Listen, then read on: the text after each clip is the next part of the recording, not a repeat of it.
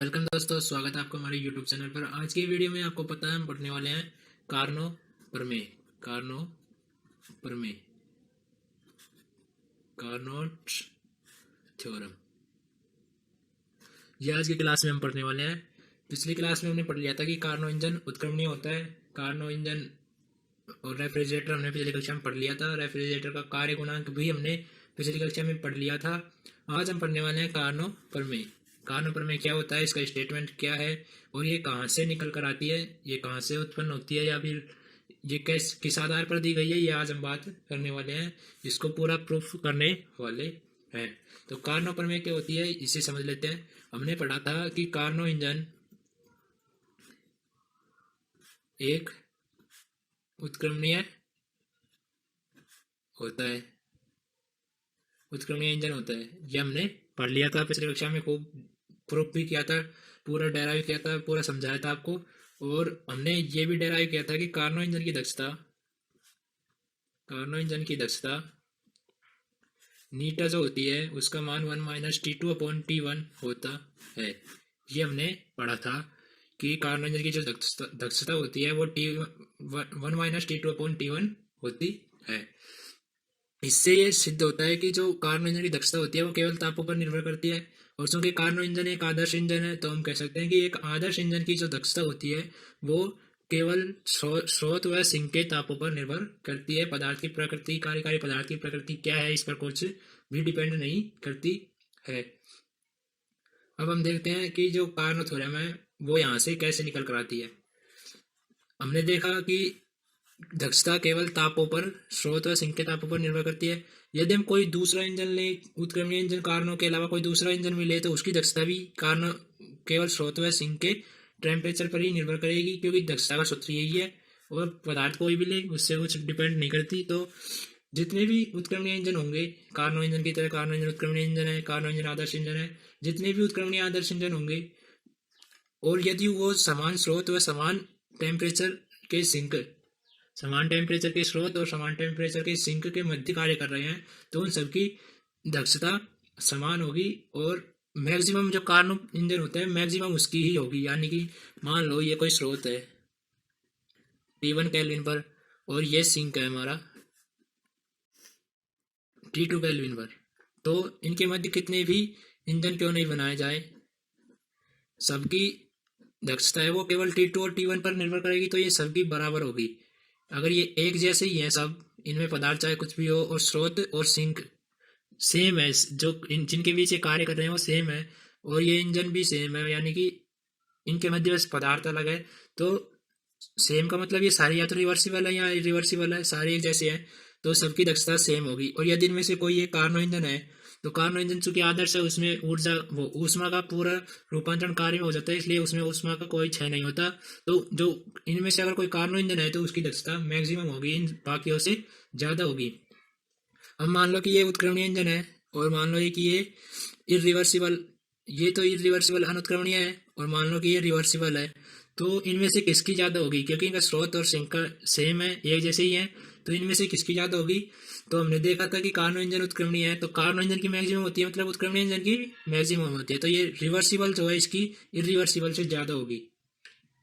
ये इससे सिद्ध होता है। ये हम जो हमने पढ़ा है उसके आधार पर हम कह सकते हैं। तो कार्नो ने भी यही किया था। कार्नो ने कहा कि निश्चित स्रोत व सिंक के तापों के मध्य कार्यशील एक उत्क्रमणीय इंजन की दक्षता अधिकतम होती है। क्योंकि कार्नो इंजन एक उत्क्रमणीय इंजन है, तो कार्नो इंजन की मैक्सिमम होती है, तो उत्क्रमणीय इंजन की मैक्सिमम होती है।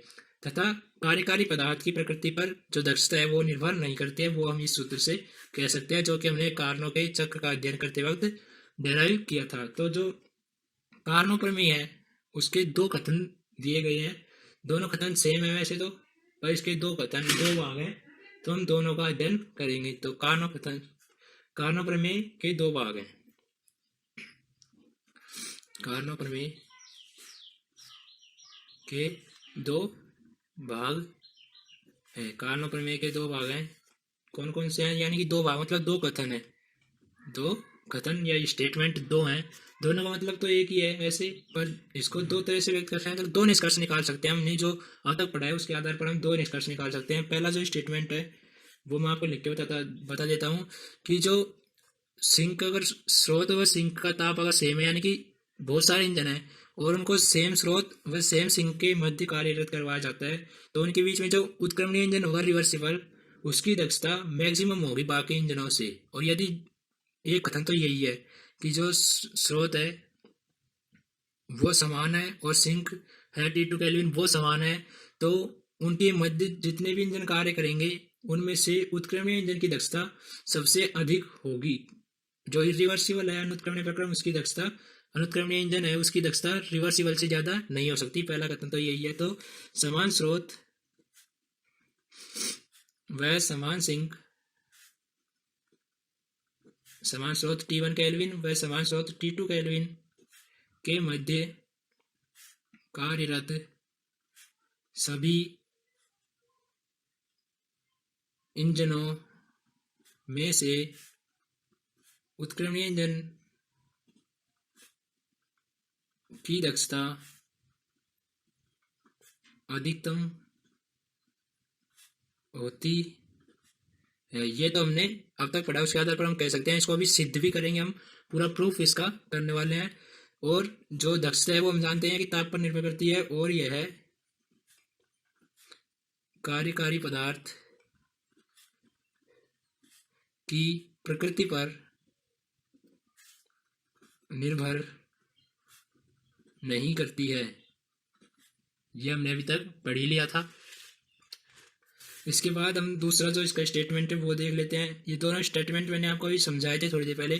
तो ये स्टेटमेंट है वो तो हमने आपको बताया था कि यदि स्रोत और सिंक समान है, उनके मध्य जितने भी इंजन कार्य करेंगे उनमें से उत्क्रमणीय इंजन की दक्षता मैक्सिमम या अधिकतम होगी। ये हमने पढ़ा था। दूसरा हमारा जो स्टेटमेंट है वो ये है कि यदि यहाँ पर मान लो तीन इंजन है, एक है कार्नो इंजन, एक है उत्क्रमणीय इंजन रिवर्सिबल इंजन, और एक है इरिवर्सिबल अनुत्क्रमणीय इंजन। यदि इनमें से एक कार्नो इंजन है, एक रिवर्सिबल इंजन उत्क्रमणीय इंजन है और एक इरिवर्सिबल इंजन अनुत्क्रमणीय इंजन है, तो इनमें से किसकी दक्षता मैक्सिमम होगी वो हम देखने वाले हैं। जो कि उत्क्रमणीय इंजन तो कार्नो इंजन भी है, तो जिसमें की जितनी होगी वो तो इसकी भी होगी।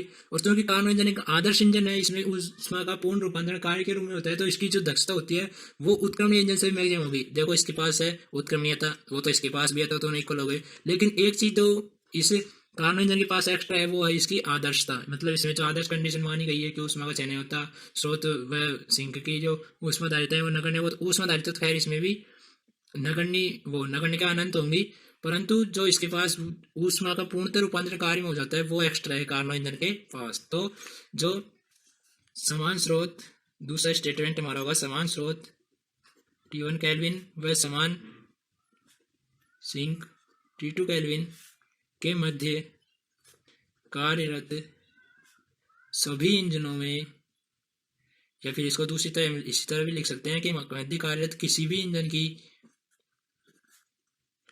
चाहे वो रिवर्सिबल हो चाहे वो इरिवर्सिबल हो, किसी भी इंजन की दक्षता उनके मध्य कार्यरत, उनके मतलब उन्हीं स्रोत व सिंक के मध्य कार्यरत कार्नो इंजन की दक्षता से अधिक नहीं हो सकती।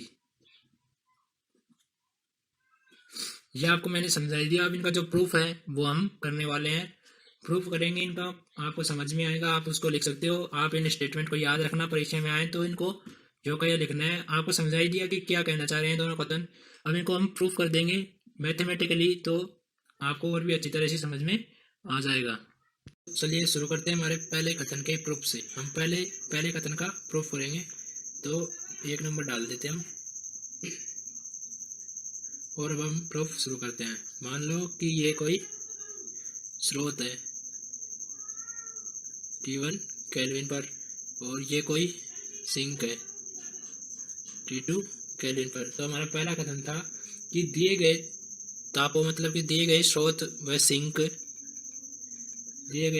सिंक के मध्य में कार्य करने वाले सभी इंजनों में उत्क्रमणीय इंजन की दक्षता सबसे अधिक होती है। तो इंजन दो प्रकार के होते हैं, उत्क्रमणीय और अनुत्क्रमणीय। तो हम एक तो ले लेते हैं रिवर्सिबल उत्क्रमणीय इंजन, जो कि इन स्रोत T1 केल्विन और सिंक T2 केल्विन के मध्य कार्य कर रहा है। दूसरा हम ले लेते हैं इरिवर्सिबल अनुत्क्रमणीय इंजन, जो कि इन्हीं स्रोत और सिंक के मध्य कार्य कर रहा है। अब हमको सिद्ध करना है कि जो उत्क्रमणीय रिवर्सिबल जो हमारा इंजन है उसकी जो दक्षता है वो इरिवर्सिबल अनुत्क्रमणीय इंजन से अधिक है। ये हमको प्रूफ करना है, तो हमारा पहला स्टेटमेंट प्रूफ हो जाएगा। तो हम देखते हैं, तो इसको सिद्ध करेंगे तो हमको जो मैथ में हमारा चलता है विरोधाभास की विधि सिद्ध करने के लिए, उस विधि का हम यहाँ पर प्रयोग करेंगे। हम ये मान लेंगे कि जो इरिवर्सिबल है अनुत्क्रमणीय इंजन है उसकी दक्षता रिवर्सिबल वाले से उत्क्रमणीय इंजन से अधिक है, ये हम मान लेंगे और फिर इसको हम गलत सिद्ध कर देंगे। तो हम ये मान लेंगे कि हमने जो माना था, मतलब कि हमने जो माना था कि इसकी दक्षता रिवर्सिबल से अधिक है, वो हमारी मान्यता गलत है। अर्थात जो रिवर्सिबल इंजन होता है उसकी दक्षता समान स्रोत व समान सिंक के मध्य कार्य करने वाले अन्य सभी इंजनों से अधिक होती है। अब मान लो कि यहाँ पे एक और इंजन रिवर्सिबल ही है और स्रोत T1 केल्विन T2 केल्विन के मध्य कार्य कर रहा है, तो दोनों रिवर्सिबल की जो दक्षता होगी वो सेम होगी, मैक्सिमम तो होगी, मतलब कि इरिवर्सिबल वालों से तो अधिक होगी, पर जो रिवर्सिबल है उनके तो सेम होगी। ऐसे नहीं कि ये रिवर्सिबल लगा दिया तो इससे इसकी ज़्यादा होगी, दोनों की सेम होगी। क्योंकि हमने देखा था कि नीटा बराबर 1 - T2/T1 होता है। ये जो हमारी दक्षता आई थी कार्बन इंजन की, वो एन नीटा बराबर 1 - T2/T1 होता है। अब हम मान लेते हैं कि जो नीटा इरिवर्सिबल नीटा आई है is greater than Neeta R reversible, यानी कि जो अनुत्क्रमणीय इंजन की जो दक्षता है वो उत्क्रमणीय इंजन की दक्षता से अधिक हमने मान लिया। और दक्षता का सूत्र होता है दक्षता बराबर, ये सूत्र भी वैलिड है, ये ताप की फॉर्म में है, लेकिन हमको जो ऊष्मा की फॉर्म में चाहिए वो हम देखते हैं। दक्षता बराबर होता है इंजन द्वारा किया गया कार्य उपयोगी कार्य अपॉन स्रोत से ली गई कुल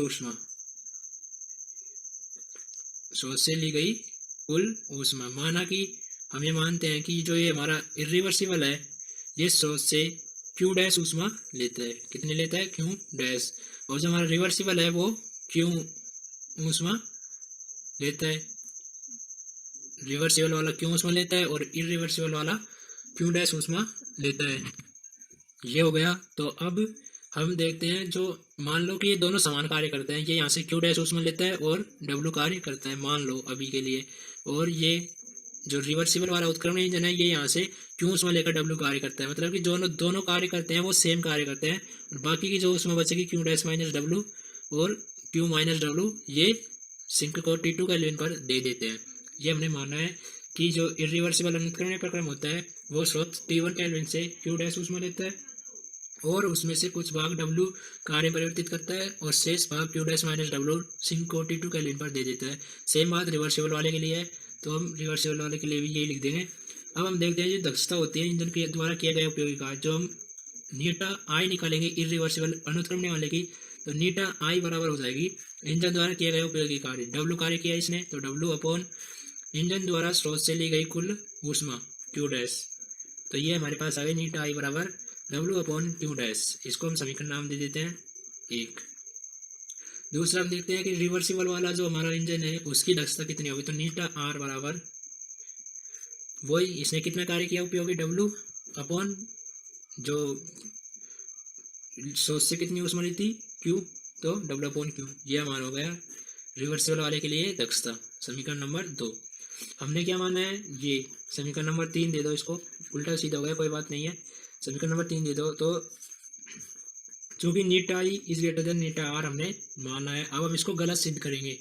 पहले तो ये माना हमने, तो समीकरण 1 2 है, तो हम लिखते हैं समीकरण 1 व समीकरण 2 से समीकरण 3 जो कि ये है हमारा में मान रखने पर ये हमने नीटा आई और नीटा आर का मान यहाँ से रख देंगे समीकरण 1 और 2 से। तो नीटा आई है हमारे पास W upon Q' is greater than Neeta R, हमारे पास है W अपॉन Q।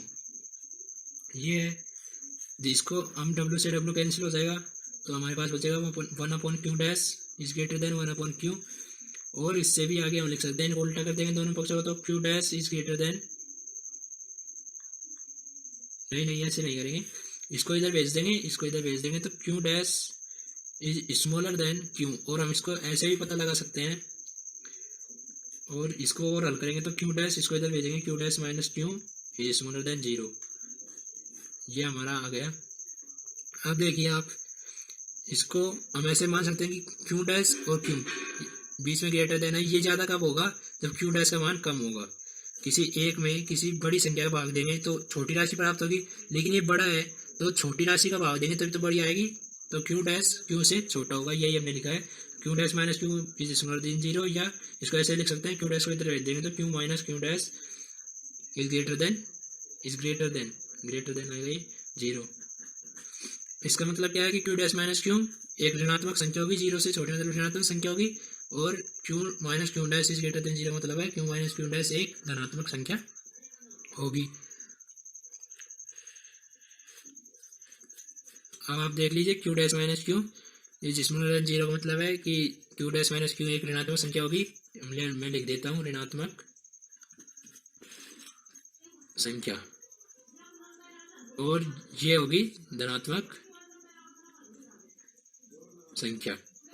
ये हो गया, सही है, यहाँ तक समझ में आ गया होगा। अब हम देखते हैं कि जो ये हमारा रिवर्सिबल उत्क्रमणीय इंजन है, हमने कार्नो इंजन को रेफ्रिजरेटर में बदलते वक्त ये देखा था कि कार्नो इंजन जो एक उत्क्रमणीय इंजन है, इसको हम रेफ्रिजरेटर में बदल सकते हैं। उत्क्रमणीय इंजन को ही रेफ्रिजरेटर में बदल सकते हैं, हमने ये देख लिया था। तो अब हम इसको एक रेफ्रिजरेटर बनाएंगे, मतलब विपरीत दिशा में अप्लाई करेंगे रिवर्सिबल को, तो ये रेफ्रिजरेटर बन जाएगा। अब हम देखते हैं, इसको विपरीत दिशा में करेंगे तो हमको दूसरा चित्र बनाना पड़ेगा। मैं बना देता हूँ पीछे की तरफ।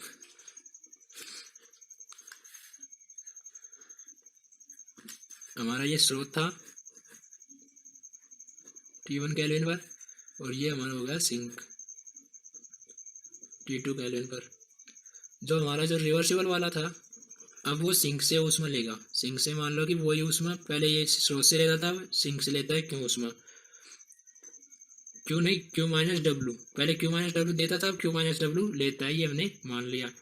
और इस पर कुछ कार्य हमने देखा था कि जो रेफ्रिजरेटर है उसमें कुछ कार्य करना पड़ता है, तभी निम्न ताप से उच्च ताप की ओर ऊष्मा को हमारा इंजन जो है ट्रांसफर कर सकता है। यदि हम इस पर कार्य नहीं करेंगे तो ऐसा इंजन बनाना संभव ही नहीं है।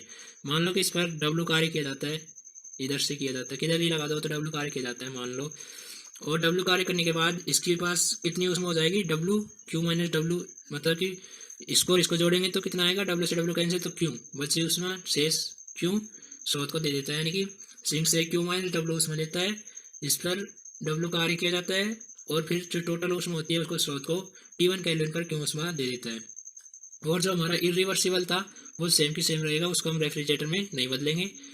ये क्या करता था, यहाँ से क्यू डैश ऊष्मा लेता था, और ये हमको डब्लू कार्य करके देता था, और जो ऊष्मा बचती थी क्यू डैश माइनस डब्लू उसको यहाँ पर सिंक को दे देता था। अब इसको हमने बंद कर दिया, एक दोष में ये मतलब विलगित कर दिया, इसको आइसोलेट कर दिया। ये बाह्य वातावरण से कुछ नहीं क्रिया नहीं कर सकता।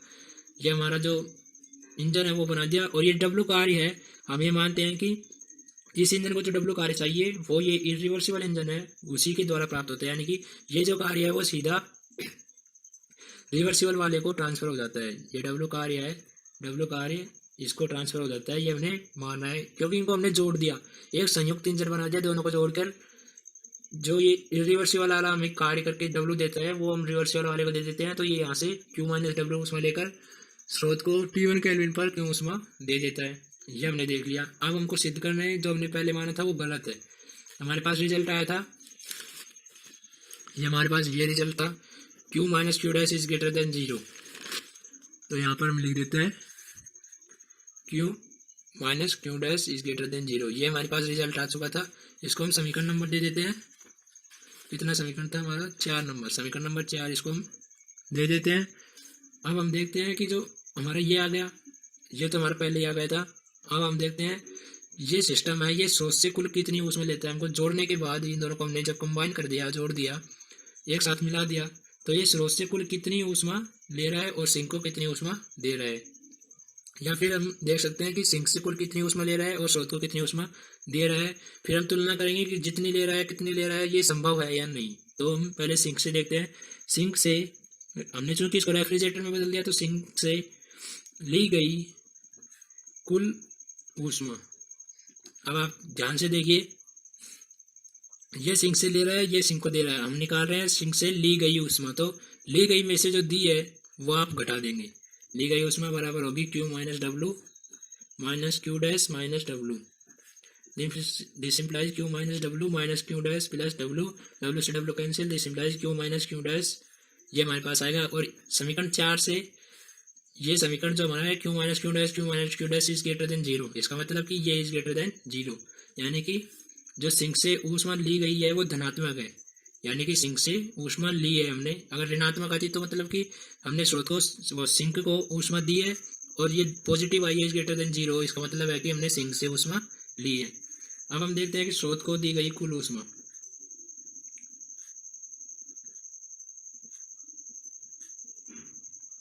यह आप ध्यान रखना कि ये कंबाइन करने के बाद की है, हमने कंबाइन कर दिया। जो ये डब्ल्यू कार्य हमको देता था वो इसको रेफ्रिजरेटर में बदलने के लिए जो कार्य चाहिए था वो यही दे रहा है, हमने ये मान लिया था स्रोत को। अब आप ध्यान से देखिए, स्रोत को ये इतनी दे रहा है और इतनी हम ले रहे हैं, तो हम निकाल रहे हैं दी गई ऊष्मा। तो जो ली गई है, जो दी गई है उसमें से ली गई घटा देंगे। हमने ली गई निकाली थी तो ली गई में से दी गई घटा दी, और हम निकाल रहे हैं दी गई, तो दी गई में से ली गई घटा देंगे। तो बराबर आएगा हमारे पास दी कितनी है Q माइनस ली कितनी है Q dash is greater than zero.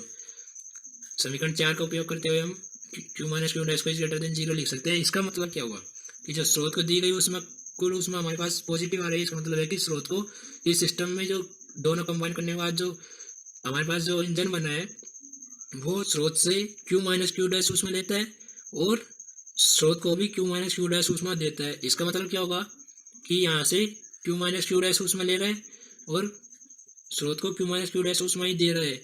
इसका मतलब है कि इस पर हम कोई कार्य नहीं कर रहे, बाह्य एजेंसी कोई भी कार्य नहीं कर रही, और ये सिंक से जितनी उसमें ले रहा है उतनी स्रोत को दे रहा है बिना किसी कार्य के। हमने इसको आइसोलेट कर दिया था, विलगित कर दिया था, बाह्य एजेंसी इस पर कोई कार्य नहीं कर रही है, ये खुद ही कर रहे हैं।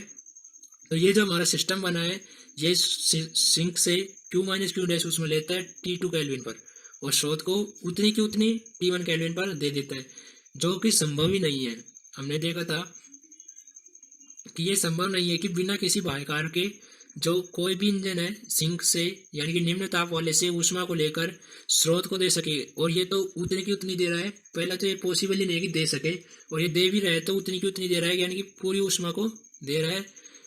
तो जो हमारा ये निष्कर्ष निकलता है कि सिंक से ली गई ऊष्मा ये और स्रोत को दी गई कुल ऊष्मा ये, इसको अर्थात हम लगा कर लिखते हैं, अर्थात इसको समीकरण नंबर दे देते हैं 5 और समीकरण इसको दे देते हैं 6।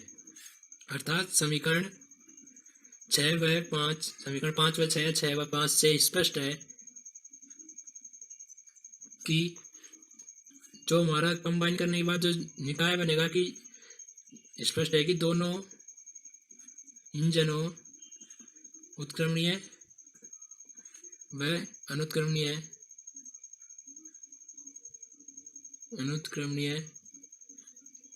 को परस्पर युग्मित करके बनाए गए इंजन जिसमें